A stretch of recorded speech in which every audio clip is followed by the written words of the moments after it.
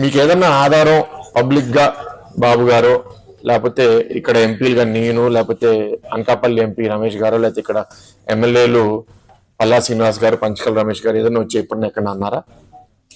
ఏ ఆధారం లేకుండా English media అట్లా రావడం అనేది చాలా ఇర్రెస్పాన్సిబుల్ గా భావిస్తున్నాను. ఎందుకంటే ఇది చాలా మంది జీవితాలకి ముడిపడిన సమస్య. అంత ఈజీగా లైట్ గా వాళ్ళు రాయడం అనేది కరెక్ట్ కాదు. సో దాని మీద చర్యలు కూడా మేము తీసుకుంటాం. ఎందుకంటే మిస్ఇన్ఫర్మేషన్ స్ప్రెడ్ చేయడం అది కూడా అందరికీ మనందరికి కోరేది ఏంటి?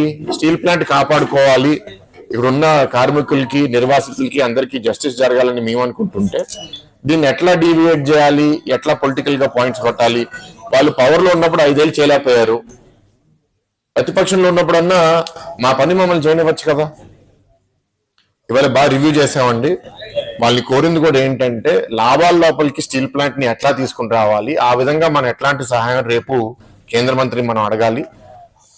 ఏదైతే సపోర్ట్ వాళ్ళు చేయగలిగితే మనకి వేరే వేరే సోర్సెస్, ఇందాక పల్లా గారు కూడా చెప్పారు, ఆ సోర్సెస్ నుంచి ఫండ్స్ అన్ని మనం తీసుకొచ్చి ప్రొడక్షన్ కెపాసిటీ పెంచుకోగలగాలి. ఇప్పుడు ఇంచుమించు హాఫ్ ప్రొడక్షన్ కెపాసిటీలోనే ఉన్నాము.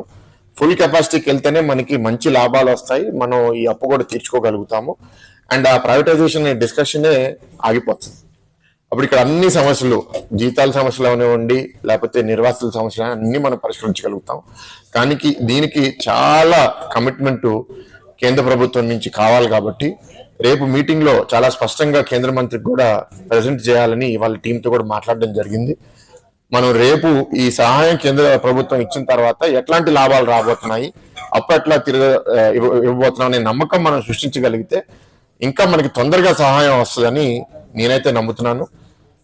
టీం కూడా మీ అందరికీ చెప్తున్నాను, చాలా మంది అపోహలు కూడా సృష్టిస్తున్నారు, ఇక్కడ పనిచేయరని లేకపోతే ఇక్కడ టెక్నికల్ నాలెడ్జ్ లేదని. అది మాత్రం మీటింగ్ లో నాకు అర్థమైంది ఏంటంటే అక్కడ ఉన్న కొందరు హెచ్ఓడీస్ కూడా చాలా కమిటెడ్ గా ఉన్నారు. అండ్ ఈ ప్లాంట్ లో వర్కర్స్ కూడా చాలా బాగా పనిచేస్తున్నారని ఒక బయట నుంచి వచ్చిన ఆఫీసర్ కూడా చెప్పారంటే నాకు చాలా సంతోషంగా ఉంది. మనం దీన్ని ఇంకా